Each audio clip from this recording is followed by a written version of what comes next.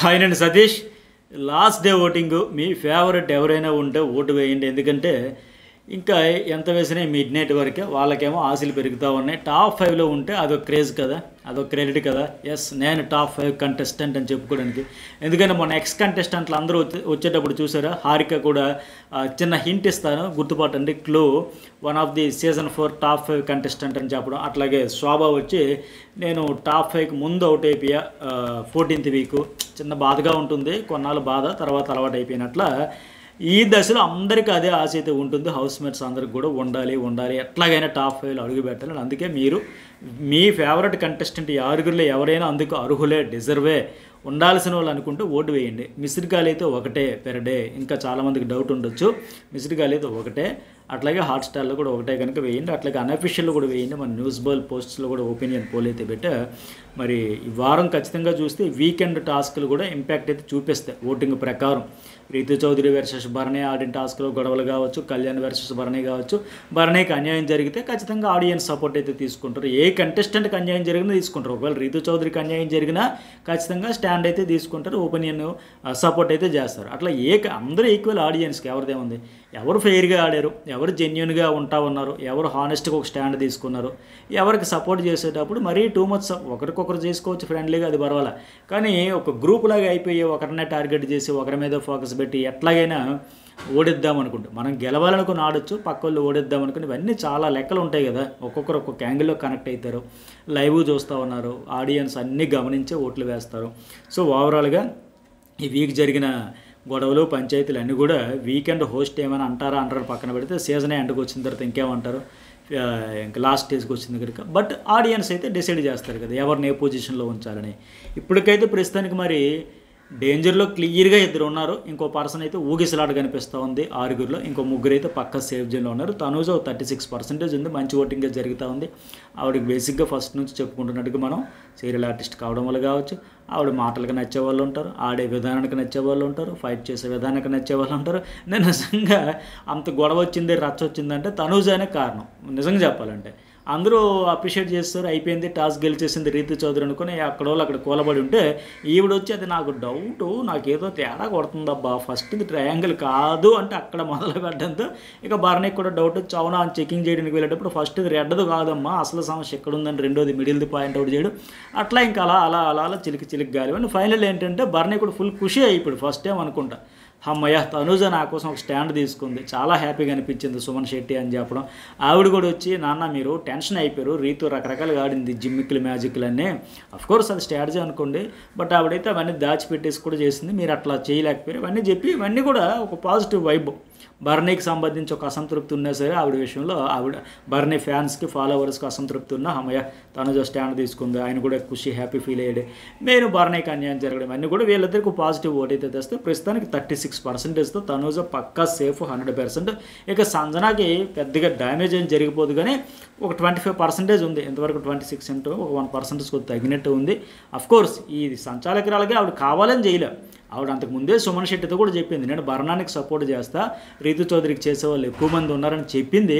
కాకపోతే ఓవర్ఫ్లోలో వెళ్ళిపోతుంటాయి కదా ఒక్కొక్కసారి, అంతా మంచిగా వెళ్ళిపోతుందని వదిలేస్తే ఇట్లాగే ఏదో ఒకటి. ఇప్పుడు బిగ్ బాస్ ట్రయాంగిల్ పెట్టాలంటే అన్నీ పెడతాడు, కానీ చిన్న వంపు ఒక క్రాస్ ఎందుకు పెడతాడు, అక్కడే ఆటలో కిక్ వస్తుంది, మజా వస్తుంది, గొడవలు వస్తాయి, రచ్చ వస్తుందనే పెడతారు కదా. ఇలా తిని పెట్టిన వాళ్ళు పర్ఫెక్ట్గా ఫెయిర్గా ట్రయాంగిల్ అంటే ఏది పెట్టలేరా, 3 ట్రయాంగిల్స్ ఈవిడి కోసం, 3 ట్రయాంగిల్స్ ఆయన కోసం పెడితేనే ఎక్స్ట్రా 1, 2, 3 ఇట్లా అటు ఇటు చేసి పెడతారు. అక్కడ ఎవరైతే తీస్తారో అక్కడ కన్ఫ్యూజ్ అయిపోతారో, అది గుర్తుపడతారా, గుర్తిస్తారా, గుర్తించరా, గొడవలు అయితే అక్కడ స్టాండ్ ఎట్లా తీసుకుంటారు, కంటెంట్ కోసమే చేస్తారు. ఆవిడికి భరణికి అన్యాయం చేయాలని లేదు, ఆయన సపోర్ట్ కూడా నేనే చేస్తానని ఆవిడ కూడా చెప్పింది. కానీ భరణి దురదృష్టం అనుకోవాలి, నిజంగా సంజన బ్యాడ్ లక్ అనుకోవాలి. ఆవిడకైతే అయ్యో ఒక సాటిస్ఫాక్షన్ లేకుండా పోయాయి, అరే ఇంత అడిగి మరీ సంచాలక చేశాను. ఆవిడ దురదృష్టం ఏంటంటే తనూజ చేసినప్పుడు ఆ కలర్స్ క్యాన్వాస్ మీద పూసే చక్కగా సాఫీగా జరిగిపోయాయి, ఏ టెన్షన్ పంచాయతీ లేకుండా. ఈవిడ కోరుకోరు అడిగిన దానికి ఇచ్చిన దానికి గొడవ రచ్చరంబోలు అయిపోయాయి. ఎనివే పక్క సేఫ్. ఇక భరణి కూడా సేఫ్, 15% జరుగుతుంది. ఈ వీక్ కలిసి వచ్చింది. నేను లైవ్ అంతా కూడా అతన్ని ఎట్లా తప్పించాలనే డిస్కషన్లో చేయడం కావచ్చు, ఈ టాస్కుల్లో గొడవలు కావచ్చు. పైగా భరణి నుంచి అందరూ కోరుకునేది ఏంటంటే ఫైర్, అగ్రెషన్. చాలా రోజులు కనబడింది అది. అప్పుడు ఎప్పుడో ఫస్ట్ వీక్లో కనబడింది. వాళ్ళ అమ్మాయి అడిగింది, నాగబాబు అడిగాడు, ఇంకా హౌస్ మేట్స్ మ్యాక్సిమం అడిగింది, వైల్డ్ కార్డ్ ఫైర్ స్టోమ్ వచ్చిన వాళ్ళు అడిగారు. ఆయనలో లేదా పొటెన్షియల్ అగ్రెషన్ ఉంది, హైడ్ చేశాడు, సేఫ్ గేమ్ అని నమ్ముకున్నాడు, అందుకే బిస్కెట్ అయిపోయాడు. ఇప్పుడు ఖచ్చితంగా ఈ వారం ప్లస్ పాయింటే, 100% ప్లస్ పాయింటే, ఇంకా నో డౌట్ పక్కగా సేఫ్. ఇట్లాగా ఆడుంటే ఫస్ట్ నుంచి బాగుండేది. ఎనీవే ఇప్పుడు సిచ్యువేషన్ వచ్చింది కనుక తనకు అన్యాయం జరిగిందని ఆ బాధని కోపాన్ని ప్రదర్శించాడు, ఒక స్టాండ్ తీసుకున్నాడు సైలెంట్గా, ఇప్పుడు కూడా వెళ్ళిపోకుండా. సో మంచి పని జరిగింది. ఇక చెప్పే కదా వీళ్ళ ముగ్గురు సేఫ్ అయితే, ఇక డీమోన్, రీతు అండ్ సుమన్ శెట్టితో పాటు ఊగిసలాట ద్వారంలో ఉంది ఆయన. ఉంటానా వెళ్తానని అడిగి, ఎందుకంటే డబుల్ ధమాకా బంపర్ ఆఫర్ కూడా ఈ వారం ఉంటుంది. వచ్చే వారం 14th వీక్ డబుల్ ఎలిమినేషన్ పెట్టరు, పెడితే మళ్ళీ తర్వాత ఆ 14th వీక్లో లాస్ట్ అసలు ఉన్నారా వెళ్ళిపోయారు తెలియనట్టుగా చిరాకు ఉంటుంది ఆడియన్స్ కూడా.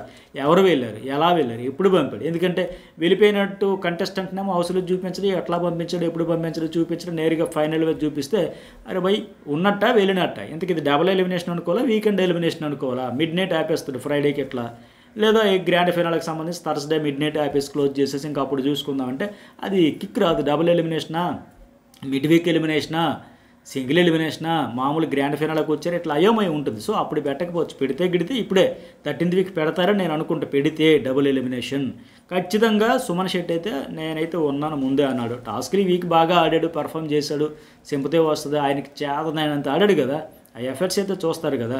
తనూజతో నిజంగా ఆ టాస్క్ హైలైట్. ఆ బాడీ పెయిన్స్ ఉండి తర్వాత కూడా మళ్ళీ వచ్చి చక్కగా ఆడాడు. అంతకుముందు డీమన్ పవన్ అండ్ అది కూడా ఆడాడు. ఆయనకు కూడా ఈ జర్నీలో సుమన్ శెట్టి ఏం చేశాడంటే ఏవి కోసం వెతుక్కోవక్కర్ లేకుండా కనీసం ఒక 3 టాస్కుల్లో మంచిగా ఆడాడు. కళ్యాణ్తో అవన్నీ పగలగొట్టి వేసుకునేది, త్రాసులు చూసేది, కానీ అక్కడ వాళ్ళు హోల్డ్ చేసేసారు కనుక 2 టాస్కుల్లో కూడా ఫిజికల్ అయ్యి వాళ్ళిద్దరు కండలు గట్టిగా ఉంటారు కనుక, లేకపోతే ఆయన ప్రయత్నం అయితే చేశాడు కదా. సుమన్ శెట్టి కూడా ఒక సాటిస్ఫాక్షను, అమ్మయ్య మరి ఏ ఘోరంగా ఏమి ఆడకుండా వెళ్ళిపోయాడు, వచ్చాడు, ఉన్నాడు, వెళ్ళాడు అనిపించుకోకుండా ఈ 3 టాస్కులు తనూజతో గెలుపు ఘనంగా చెప్పుకోవచ్చు. కళ్యాణ్ గెలుపు అంత ఘన విజయం ఏం కాదు, చుక్కలు చూపించాడు, సినిమా చూపించాడు. అట్లాగే డీమన్తో కూడా మంచిగా ఆడాడు. అవన్నీ కూడా ఆయనకి హైలైట్ ఉన్నాయి. కానీ అలాగని సేఫ్ జోన్ అంటే కాదు, సాటిస్ఫాక్షన్ ఎండింగ్ పడితే పడవచ్చు, శుభం కార్డు పడవచ్చు అతని జర్నీ. కానీ నేను సింగిల్ ఎలిమినేషన్ అయితే సుమన్ శెట్టి కానీ రీతు నిన్న ఎటు బర్నెట్ లొల్లి వల్ల ఆవిడకి నెగిటివే తప్ప పాజిటివ్ రాదు. రింగు దాయడం రాంగు, సంచాలకు ప్రాపర్టీ దాచేస్తే ఎట్లా ఆడించాలి, దేంతో ఆడించాలి, మళ్ళీ దానికేమో నేను అంత అయిపోయాక దాయాల్సిన అవసరం ఏంటి అంటే, ఆవిడికి ఆ మెయిన్ ఇంకొక ట్రయాంగిల్ తెచ్చి పెట్టుకునేదానికి టైం కావాలి. ఆ టైంలో బర్నీకి ఎక్కడ రింగ్ దొరికితే ఆయన వేసేస్తాడు, ఆయన మళ్ళీ లీడ్లోకి వచ్చేస్తాడు. ఈలోగా రింగ్ దాచేసి మనం ఆ ట్రయాంగిల్ వెతికి తెచ్చుకొని అక్కడ పెట్టుకుందాం, అప్పుడు తర్వాత రింగ్ ఇచ్చినా బొంగిచ్చినా ఏం కాదులేని ఇట్లా స్ట్రాటజీలు అవి ఫెయిర్గా అనిపించుకోదు ఆడియన్స్కి. దీనివల్ల ఆవిడకి డ్యామేజే. కొద్దిగా మొన్నటి వరకు ఎట్లా అంటే మొన్నటి వరకు ఉండింది పర్వాలేదు, సుమన్ శెట్టి కంప్లీట్గా వీటిని ప్రొటెక్ట్ చేసేదానికి ఆవిడ నామినేషన్ ఎట్లయితే ఇతను ఉంటే నాకు బాగుంటుంది, నామినేషన్లో ఎలిమినేషన్కి అడ్డంగా పడతాడు, లాస్ట్ వీక్ బాటంలో ఉన్నాడని ఆడిందో అట్లాగే వచ్చాడు ఆయన కూడా. రీతు కోసం, డీమన్ కోసం నేనున్నా అడ్డంగా, నేను వెళ్తాం, మీ జంట కొనసాగండి అని మాదిరిగా. బట్ ఇప్పుడు రీతు చేజేతిలో చేసుకున్న కొన్ని మిస్టేక్స్ వల్ల, ఆ ఫౌల్ గేమ్స్ వల్ల అట్లాంటి స్టాండ్స్ తీసుకోవడం వల్ల ఇప్పుడు ఆవిడకి డ్యామేజ్. ఇప్పుడు సుమన్తో పాటు పోటీ పడుతుంది, జంటకు మంట తప్పేలాగలేదు. ఒకవేళ సింగిల్ ఎలిమినేషన్ రీతు వెళ్ళిపోయినా ఆశ్చర్యపోవక్కర్లా, అప్పుడు సుమన్ సేఫ్ అయిపోతుంది. డబుల్ ఎలిమినేషన్ అయితే సుమన్ అండ్ రీతు లేదు, వీళ్ళిద్దరిలో ఒకరు కామన్ వికెట్ అని చెప్పి డీమోన్ అంటే ఊగిసలాట. ఆయన కూడా పెద్ద డిఫరెన్స్ లేదు, డీమోన్ 9 ఉంటే రీతు 8 ఉంటే సుమన్ 7 ఉన్నాడు. సో ముగ్గురులోనే సింగిల్ అయితే రీతు అండ్ సుమన్ శెట్టి, ఇద్దరిలో ఎవరైనా వెళ్ళిపోవచ్చు. ఇంకా వీళ్ళ పంట పండి జంటకే డబుల్ ఎలిమినేషన్ అయితే ఫ్యూజ్లు ఎగిరిపోతాయి. గ్రేట్ అన్నట్టు ఉంటుంది పరిస్థితి. మరి వీకెండ్ కామెంట్ చేయండి, లైక్ చేయండి. జర్నలిస్ట్ సత్యసాయి న్యూస్ బుల్ సబ్స్క్రైబ్ అయితే చేసుకోండి.